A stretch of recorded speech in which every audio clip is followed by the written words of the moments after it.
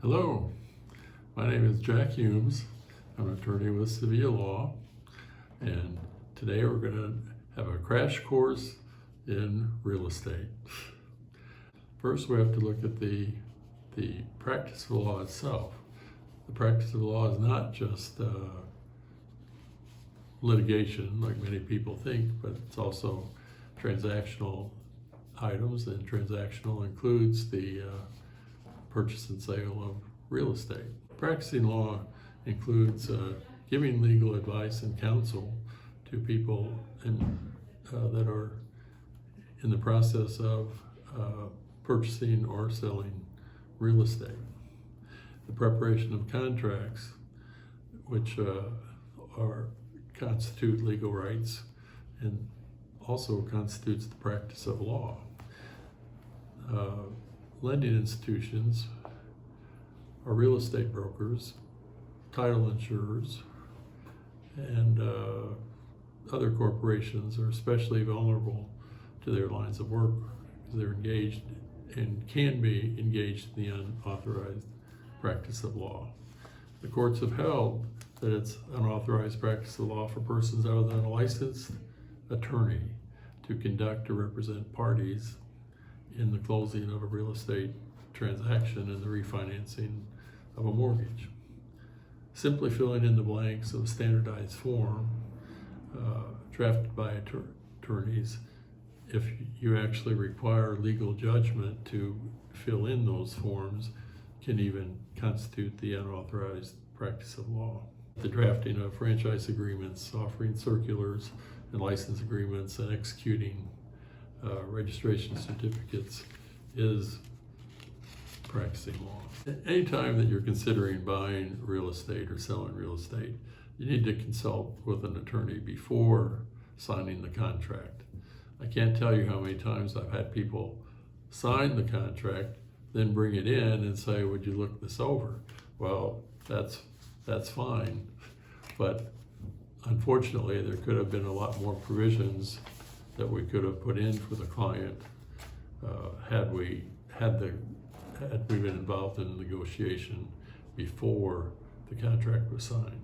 Your attorney is the one with the legal license to review the documents, and even though people may have been practicing or may have been involved in many transactions before, if they're not licensed to practice law, they're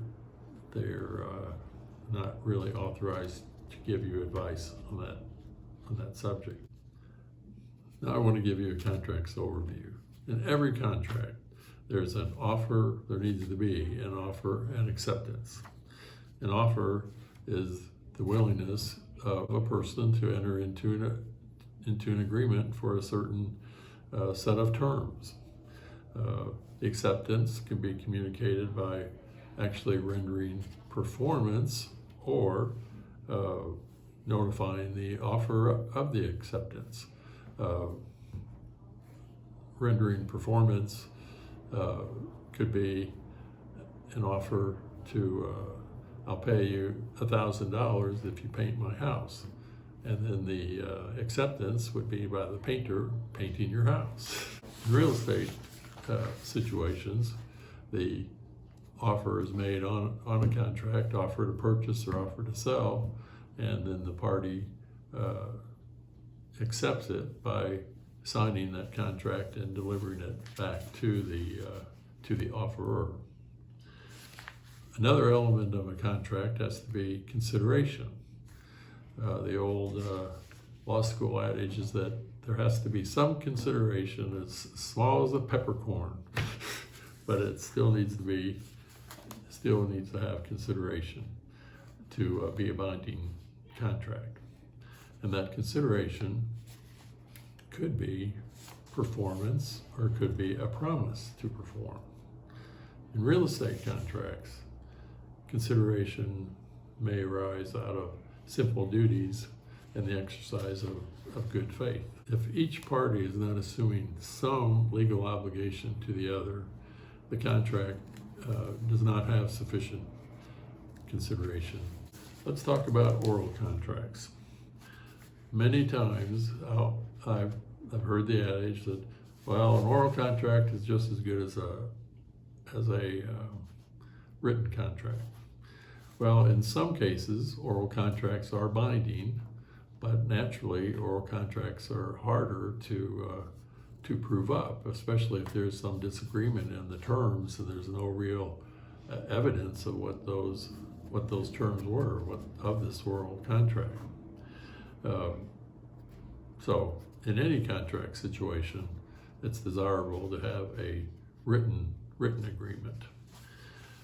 In real estate contracts, they're governed by what's called an old standard of law, the statute of frauds. The statute of frauds requires certain things to be in writing. Those are contracts in consideration of marriage, contracts which cannot be performed within 1 year, contracts for the transfer and interest in land. So that one is what covers the real estate contracts. Also, contracts for sale of goods above a certain value, and contracts in which one party becomes a surety or acts as a guarantor for another party's debt or obligation. So all those things are under the statute of frauds and require a written agreement. Real estate contracts are under the statute of frauds is because real estate contracts are so complex. We have, what exactly is included in the real estate? What is the price? What are the terms? What are the conditions of closing? All these things are complicated, and you really can't just say, oh, I agreed to buy that property for $100,000. And then you get to the closing and they go, well, that didn't include this part of it, or we're going to take the shed in the back off, or something like that. So, real estate contracts have to be in writing. Now, we can just walk through a real estate contract. A real estate broker, many times, is the one who actually puts the contract together, puts the buyers and sellers together. What are the duties that a broker owes a seller? So the seller's broker owes the seller a fiduciary duty, more than just a duty of good faith. It must be for the seller, and it must be for the seller's best interest. The buyer, with no agreement, the duty to be trustworthy, honest, and disclose known defects that are visible. And that's the key, visible, because many times defects are not visible, or what we call latent defects. In Illinois, we also have a dual agency agreement, and that means that there's a duty of good faith owed to both parties, but not necessarily a fiduciary duty owed to both parties. All right, in real estate contracts, we have several types of listings with brokers. The most restrictive would be the exclusive right to sell, that a specific broker has the exclusive right to sell the property, and when it does sell, they get all the commission. The most typical is a cooperative agreement, and very often in Illinois it would be with a dual agency, where the broker agrees to sell your property, but they cooperate with the buyer's agent or the buyer's broker to split the commissions. And then another type of listing, which is rarely used in this part of the area, is an open listing, where someone just lists their property with any amount of brokers, and then once the property sells, that broker who sells it gets the commission. The agreement itself, the buyer can generally assign the right to purchase to someone else. Sometimes we do put restrictions in there that the contract cannot be assigned, but that's often done in markets that are where the value is increasing rapidly, and someone will buy the property with a delayed closing, and by the time they get ready for the closing, they assign the contract to someone else who actually closes at a higher price. One thing that we can do with, or that we need to have in a real estate agreement is the proper identification of the property. I mean, we can use the real estate address, but that really doesn't define exactly what the extent of the property is. Another way is use the tax parcel number or the assessor's number that they assigned.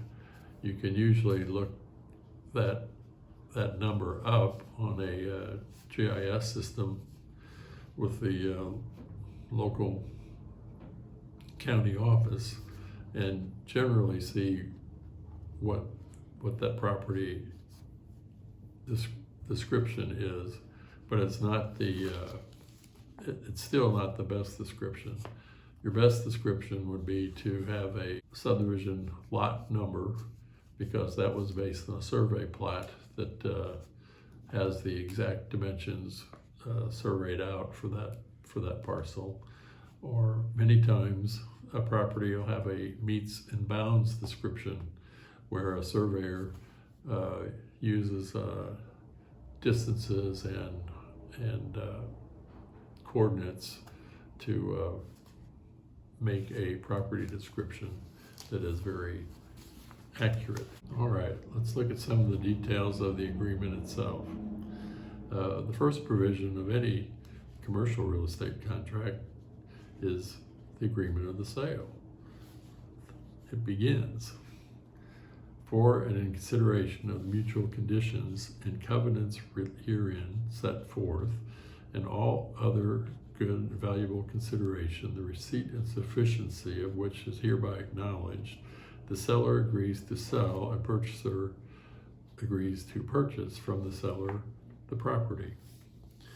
Then we get into stating what that consideration is. Very typical in a real estate agreement will be a payment of earnest money up front, and then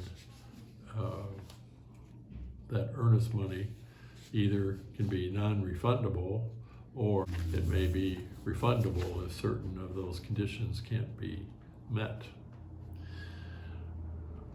In the agreement, we want to set out the purchase price. That's one of the most important provisions of any agreement.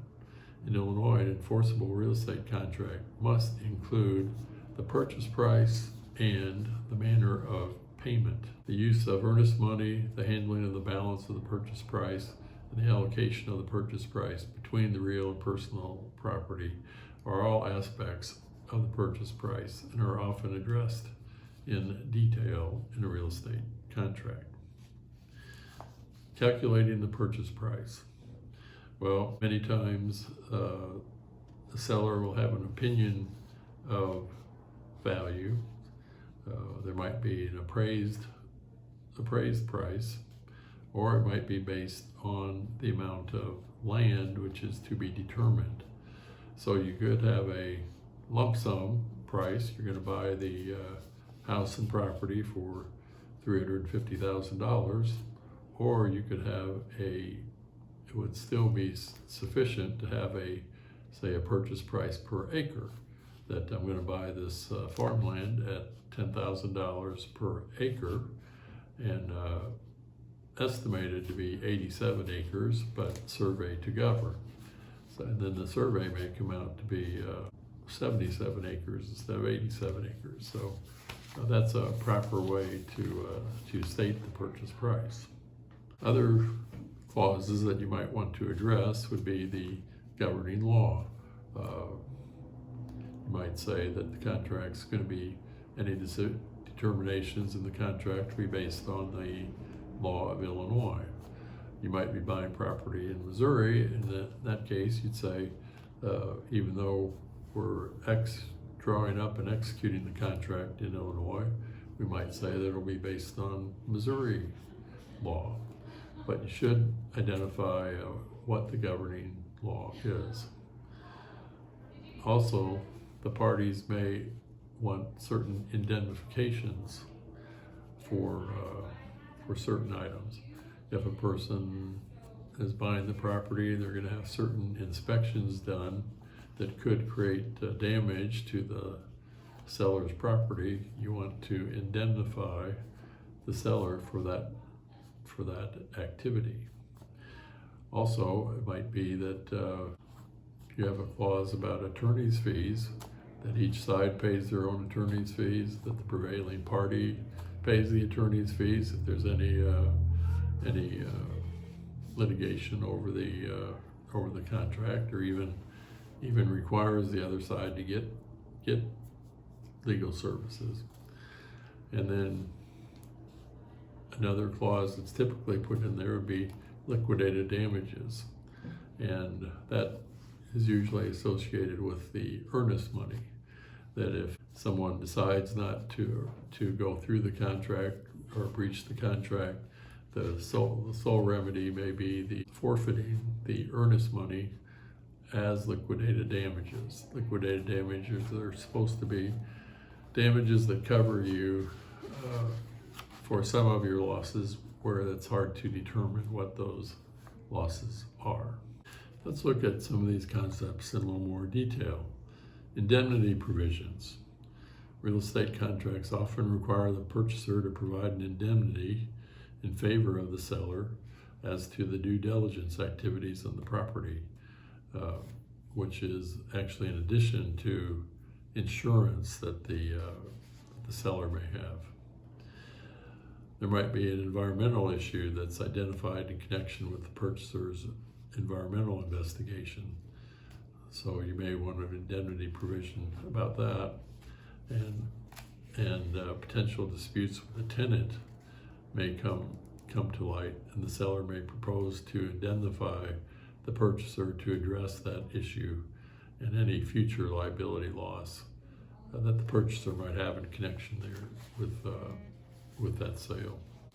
You often hear the term due diligence is required whenever we do a real estate purchase. That just means that a buyer should use their due diligence to examine exactly what they are buying.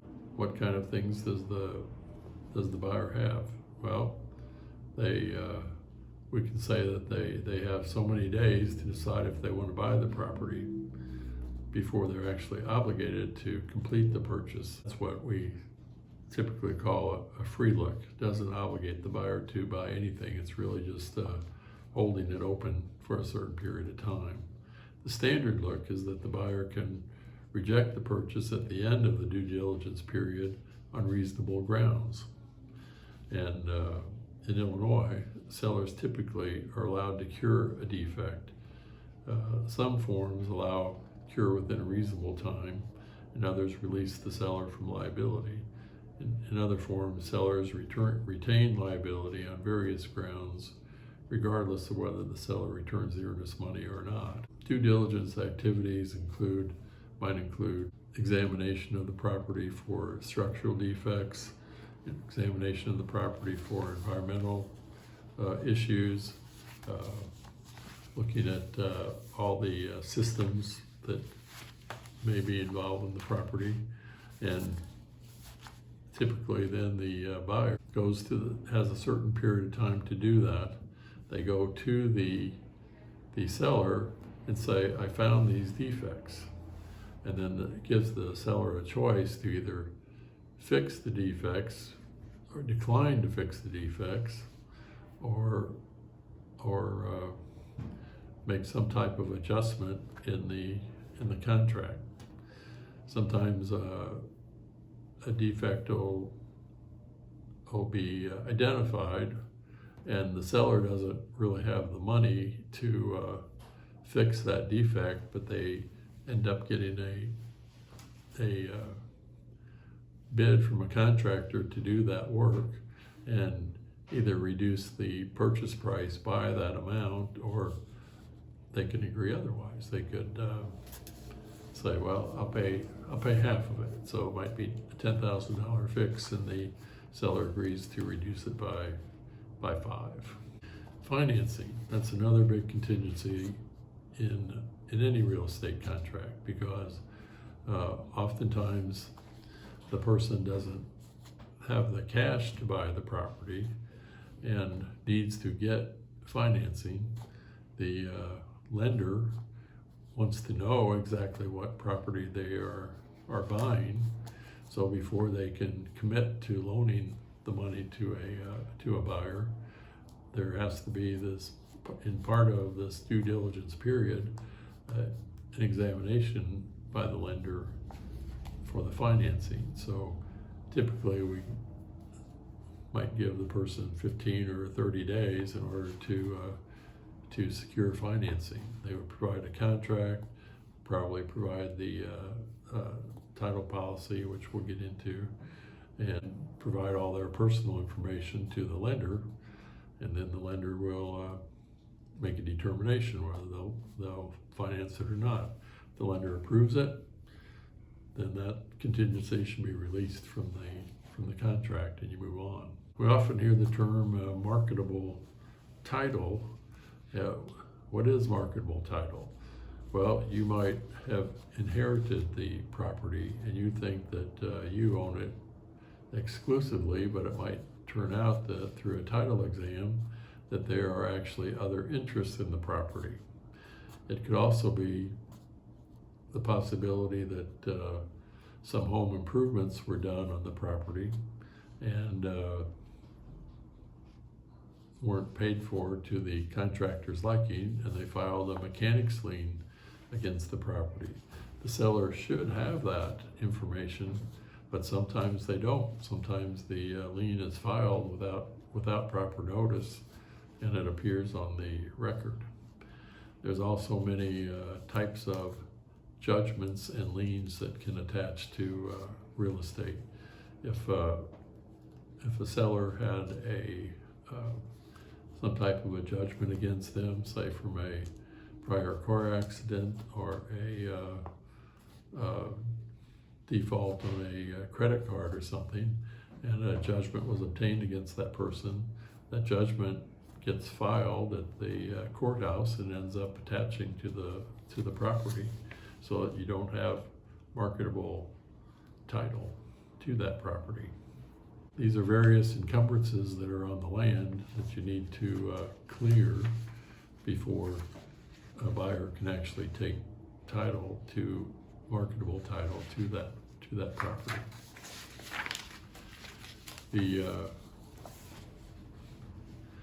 There's typically a commitment for title insurance run by the title company, and the Schedule B would list any of these covenants and judgments and things that would need to be cleared. All right, so we got past all the contingencies for purchasing. We got past the financing contingency, and now we have marketable title, and we have to schedule a closing date. And that's when everything should be determined for the proper transfer of ownership from the buyer to the seller. We can list the closing date in the agreement itself. We can say closing not later than a certain date, but you do have to have some type of a date for the termination of this contract in closing. We put a date in the contract for closing or for termination, but we should also put, we call it time is of the essence. And that's just been a court holding that, well, dates might be flexible, but if you say timing is of the essence, then that becomes a firm date and an enforceable date. All right, the Residential Real Property Disclosure Act. This act holds the seller liable for any error or omission or information if the seller has knowledge of the error or inaccuracy or omission. There is no reasonable belief that a material defect or matter not disclosed between had been corrected, or a seller is not liable if the error was based on information provided by a public agency engineer or surveyor. So there's certain mandatory disclosures in Illinois. RADON is one that is required. If you have knowledge that your property has the presence of radon gas over certain levels, you need to disclose that. If you don't know, you give the buyer a disclosure that radon is present in Illinois, and that you're just not aware of it. If they are interested in finding out about radon on your property, they need to have it tested as part of the inspection. Wood infestation, almost every lender requires that a termite inspection be done. You need to disclose whether you know that whether or not there have been any wood infestation issues, and of course the buyer will want to have a termite inspection to determine if there is any active wood infestation. Mold is another big issue these days, and mold is sometimes hard to detect because they're in hidden spaces, hidden dark areas. If you know of mold infestation, you must disclose it. If not, you can give a disclaimer, basically that telling the buyer about the mold disclosure, and allow them again to get their own inspection. Lead-based paint is another required disclosure. So you either have to disclose whether you know that you have lead-based paint, or that you don't know, but the buyer should have it tested if they're concerned about it. So basically, if a buyer fails to disclose defects that they are aware of, they can be held liable. Sometimes there are latent defects, and then you have, as the buyer, you had the ability to have all these inspections done. So the seller might not know of them, but you, in exercising your due diligence, will want to get inspections done to determine if there's any defects. And that's what we call the physical inspection of the property. Is there structural problems? Are there sediment problems? Are there evidence of water leakage? Those type of things. You can have these systems inspected, the heating, the water heater, plumbing, electrical, all those types of inspections should be done by a qualified inspector. Contingencies to a closing. We might have, especially in commercial property, we often will have a environmental inspection. Phase one is really an examination of the documents associated with the property. Was it previously a coal mine? Was it previously a service station that might have some underground storage tanks on the property? The state keeps records of these type things. So those are the phase one. They'll go out and look at it, but primarily it's examining the records to the property. If the phase one would show some things that, this was a prior industrial site, they manufactured creosote, they dipped railroad ties. So if something shows up in the record that might indicate that there was some use of the property or some condition of the property that would warrant further inspection, then a phase two inspection would be targeted. And in the phase two, they would actually do some testing. They do some soil borings, that type thing, do some testing, see if there's any contaminations on the site, If there are, then we would go into the remediation phase. And that's usually under the supervision of an agency like the Illinois Environmental Protection Agency or the Illinois Bureau of Mines, if there's some type of remediation that they have jurisdiction over. And what we're after is to have that remediation done and then get a NFA letter or no further action required letter. Environmental representations. Seller will many times refuse to make any representations environmental wise, other than they're not aware of any environmental problems or they haven't been cited for any environmental problems. And they put that on the purchaser as part of their due diligence. And in commercial transactions, that's pretty typical. A commercial land buyer really does need to have a phase one done to determine whether there's the possibility of contaminations, and then go into phase two, or once they find the phase one, they might push phase two and remediation to the seller. Environmental type issues with residential property primarily include what we discussed before, the mold or lead paint, asbestos perhaps, asbestos issues, and radon. So all those are environmental considerations that a residential property buyer may very well want to look into and check out.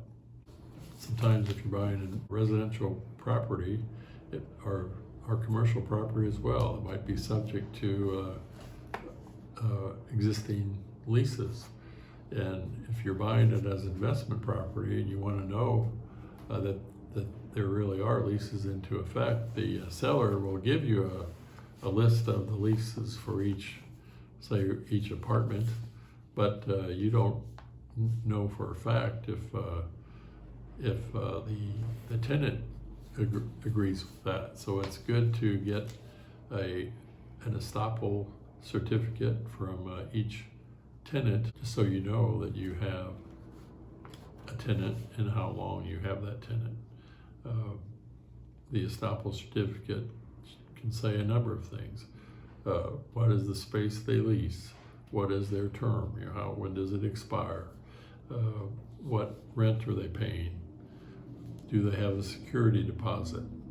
And what are the landlord's obligations to that tenant? All those things are good to have on an estoppel certificate, so that the buyer knows what they're buying and what they might be obligated to the tenant. Sometimes as a seller, it's hard to get an estoppel certificate signed by a tenant, in which case you just need to give the certificate to the purchaser and swear that those items are true. The problem with that is that the buyer doesn't really know if that's the tenant's understanding of the terms, but that's the best you can do. And certainly if the estoppel certificate is wrong, you would have a cause of action against the seller for a false statement. There can be other agreements that come with the property that you're not aware of. Say if you were purchasing a motel or hotel complex, and you think that all the washing machines are owned by you, it might turn out that those are all leased, and that not only are they leased, but there's a monthly requirement that must be paid in order to keep the washers and dryers there. That happens quite frequently. A bar or restaurant on the premises might actually be leased to another party to operate. There might be maintenance agreements for a pool, for instance, a continuing maintenance agreement that's binding. So all these agreements need to be disclosed and determined. A typical one with residential property is a water softener agreement, that some people might own their water softener and put their own salt in. Other times they signed an agreement with a water softener provider. They install the softener. They have a monthly service that they fill the softener and maintain it. So that would be a monthly obligation that you might not be aware of if you bought the property and didn't know about that. Loan documents associated with the property. In Illinois, we typically use a mortgage to secure the property. So there's a promissory note, which is a promise to pay the bank under certain terms secured with the mortgage.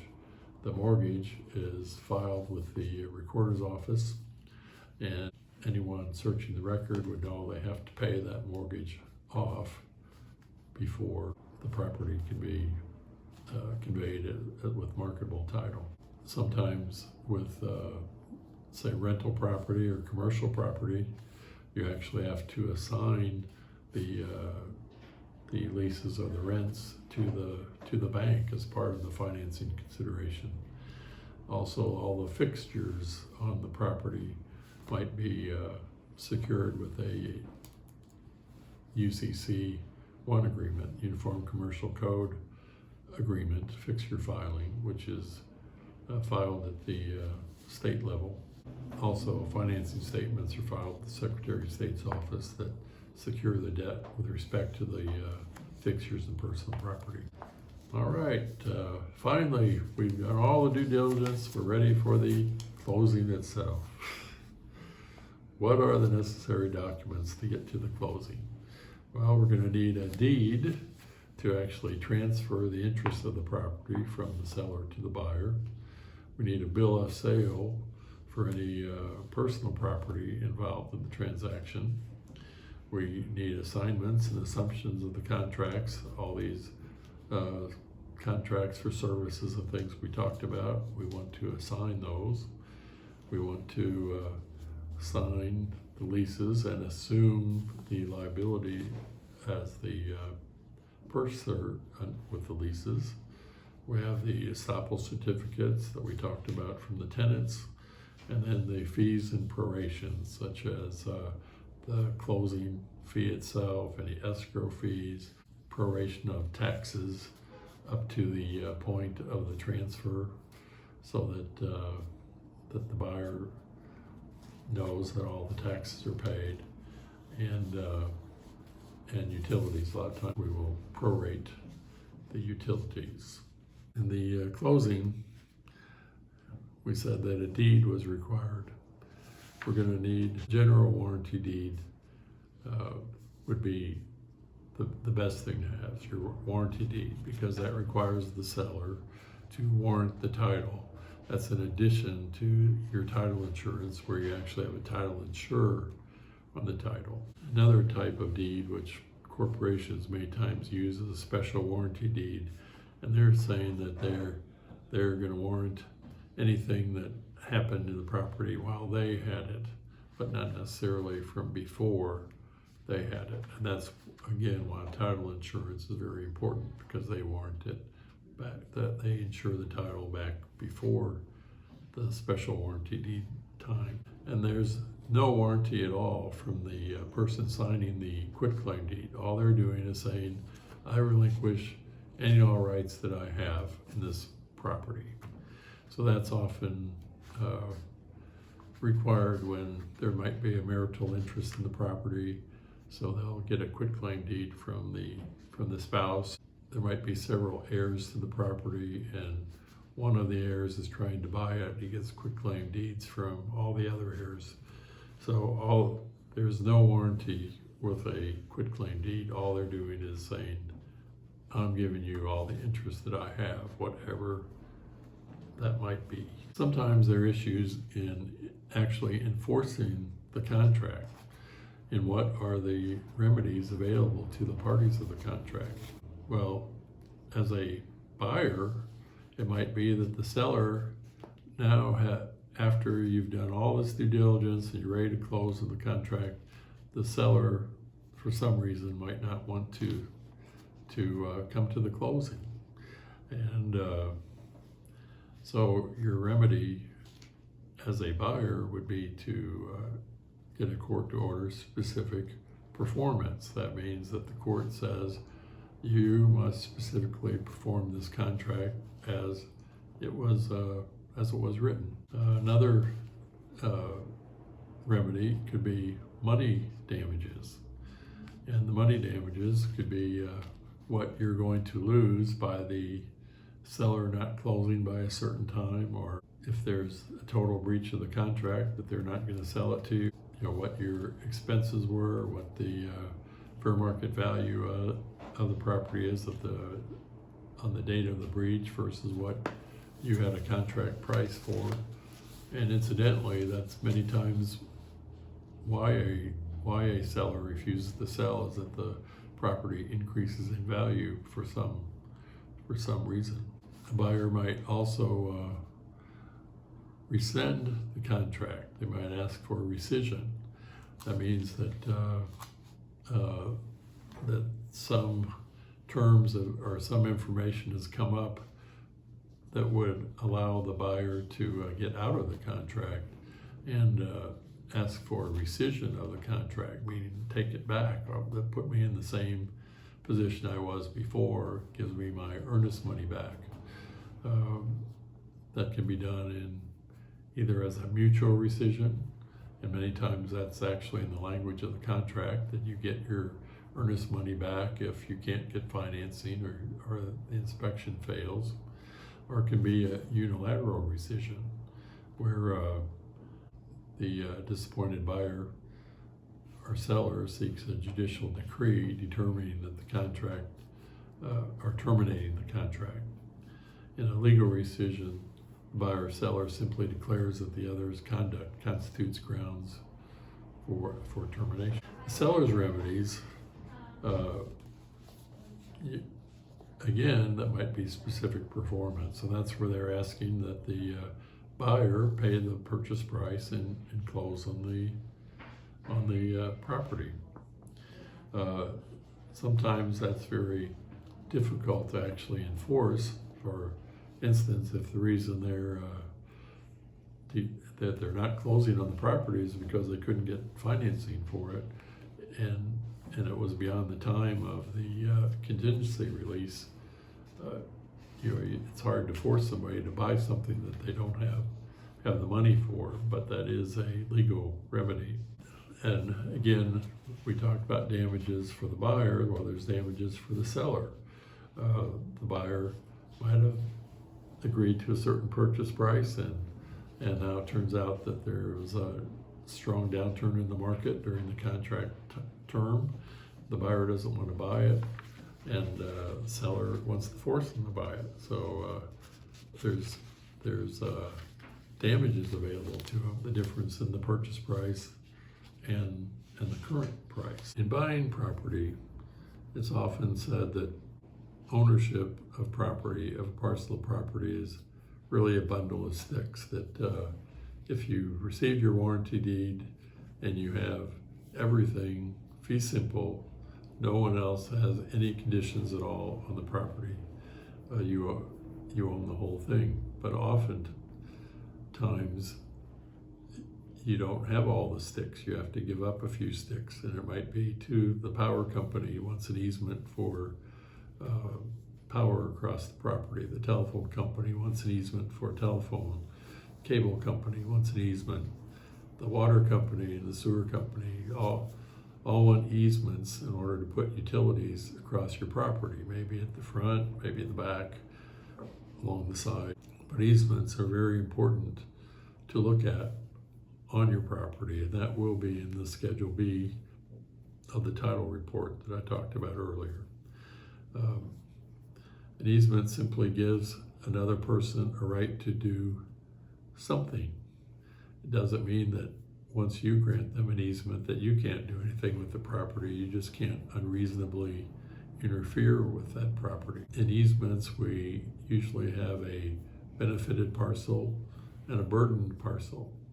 So if you have a neighbor, for instance, in the back of your property whose access to their property is through your property, there might be an ingress and egress defined as an easement through your property.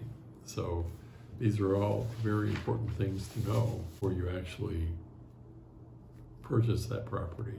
You need to have knowledge of that. There's can be implied easements. There might be the same situation, the buyer, or there might be a parcel behind you and you can see that there's that there has been traffic between the main road and their property, but your title report doesn't disclose any recorded easement on that property. There could be an implied easement parcel. It could be that they've used it for a certain period of time, that it's been exclusive and contiguous, and that there's actually an implied easement on the property. So there's personal easements for those type of purposes. Might also, that ingress and egress easement might also be for their own utilities, like a water line or a sewer line or power line along that easement. There's also the easements by the government. They might have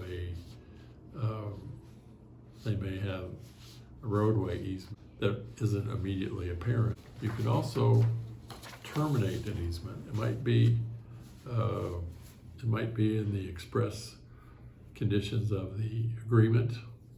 It might be because the easement was abandoned, but it is a tough burden to show total abandonment of the easement. Could be the party just agrees that they no longer need the easement and agree to abandon the easement. You know, those are things that you need to look at. Well, I think today we, have a basic understanding of the elements of a real estate contract and what you need to look out for. One thing that I do want to emphasize is that you have a lawyer look at your title policy, look at the agreement terms and conditions, and the legal professional can be very helpful to you in avoiding unknown issues at the end of the agreement. If you have any questions at all, please contact me at Civia Law. It's Jack H. Humes Jr. My email and telephone number will be at the end of this slide. Thank you.